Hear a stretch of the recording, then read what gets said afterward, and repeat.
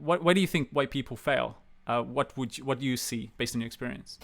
So many factors. But I think what I see around me a lot is trying to overplan your entire language learning path from the beginning. A lot of what I do is analyzing my learning methods and seeing what works and fixing it up. So I sort of use the mindset we adopt at work, which is the agile methodology, and sort of re-looking at things every 2 weeks and seeing what's worked and what's not. So the opposite to that would be to plan out your entire, let's say it's a year of language learning.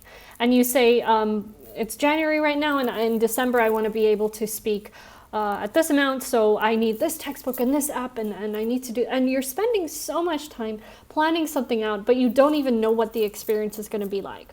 I would rather break it into much smaller pieces and say, I'm going to try with what I have. I'm not going to try and find every single resource out there. I'm going to start with the little that I do have, try it out for a week, 2 weeks, go back and see if it's worked, and then rejig it and go on. So I think one thing, I wouldn't say that's where people fail, but that's where people get caught up too much. Not actually learning a language, but over planning and trying to figure out what works without even trying it out first and seeing if it works. And what works for me is not necessarily going to work for you, and vice versa, right? Some people love watching kids shows. I would fall asleep. It would just bore me so much. But other people say that that's just the most fantastic way. And you're never going to know unless you don't try. So you can't prepare for something that you haven't experienced.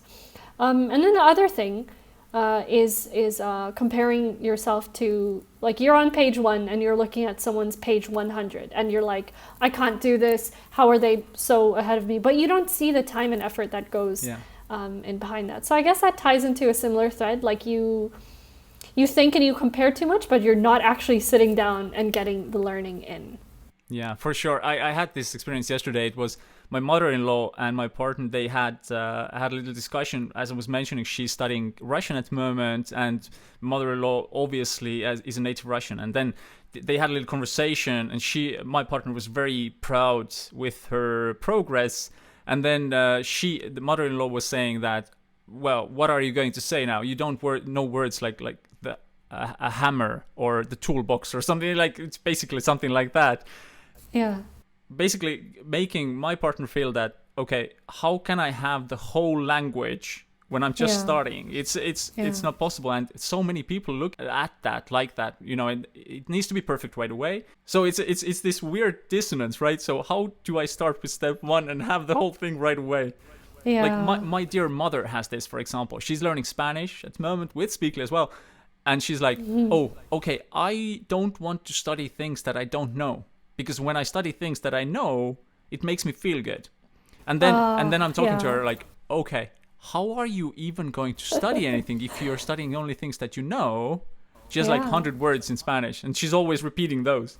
She's like, no, I don't want to study new things because it's scary, and I don't, it's like just the weird dissonance. People have so many, they just fear the language from that point of view. That okay, I don't want anything new because it's so scary. Or the opposite is like over analyzing something so much until you 1000% understand it, instead of accepting that some concepts in one language don't even exist in another language, and you just need to be like, well, okay, that's how this is.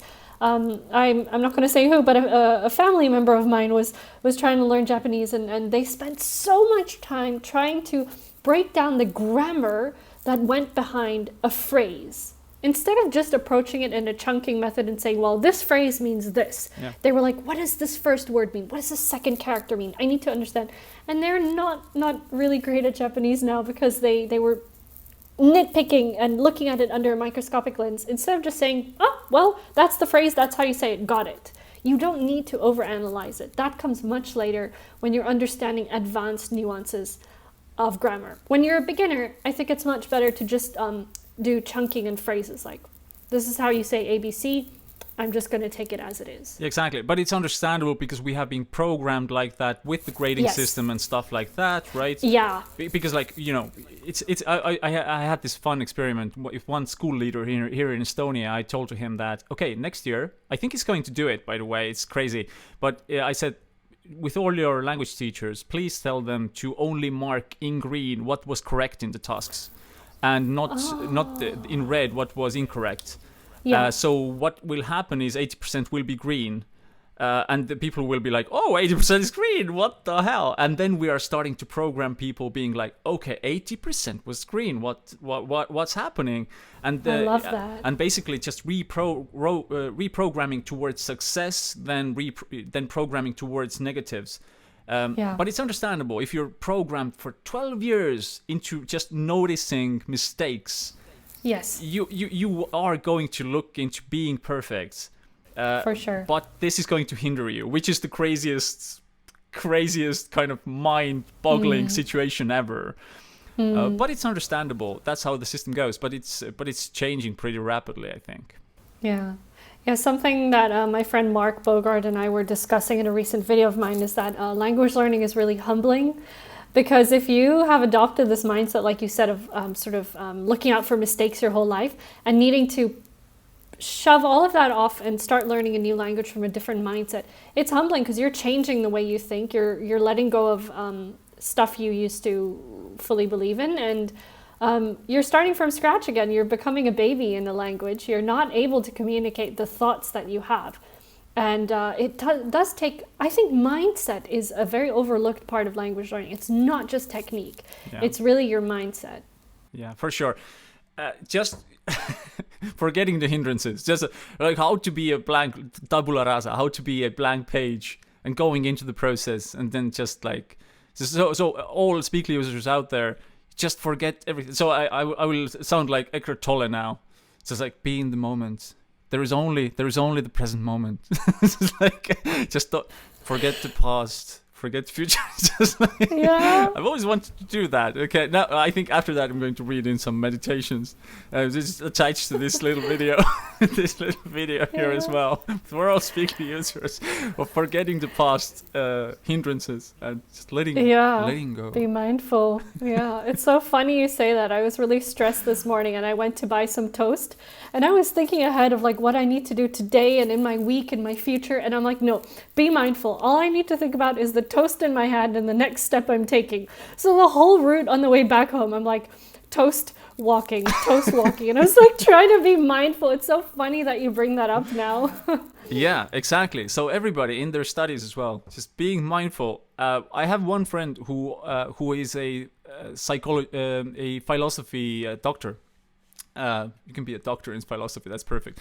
So he is always telling me that, oh, you don't understand. If you go through the Speakly studies, you won't read Hegel. You won't read Hegel. It's you, or Wittgenstein, or all the other philosophers. You can't do it because you don't have the words. And then what I tell him is that you have a perfectionist problem, my friend. You have an issue. You can't be, on this level to read German Wittgenstein if you don't have the foundation of the 4,000 most common words. Just to talk about the movie that you like and say that this dog is cute.